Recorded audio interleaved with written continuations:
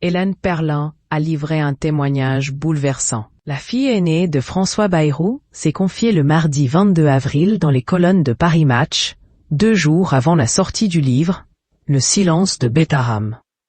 Elle a révélé avoir été victime d'une agression dans les années 1980, alors qu'elle participait à un camp d'été. Alors âgée de 14 ans, l'adolescente aurait été frappée par l'abbé Lartiguet. Un soir, alors qu'on déballe nos sacs de couchage, Lartiguet me saisit tout d'un coup par les cheveux, il me traîne au sol sur plusieurs mètres et me roue de coups de poing, de coups de pied sur tout le corps, surtout dans le ventre.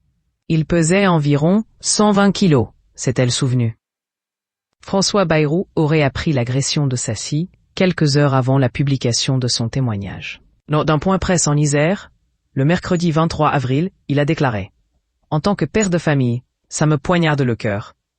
En tant que responsable public, c'est aux victimes que je pense et je ne veux pas les abandonner. » Selon le Premier ministre, Hélène Perlin ne lui avait jamais parlé des violences qu'elle aurait subies à Betaram.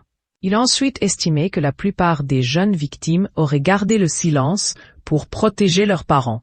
Et de poursuivre à propos de sa fille, peut-être que grâce à elle, on en parle plus. Mais le centre de l'affaire, ce sont les victimes.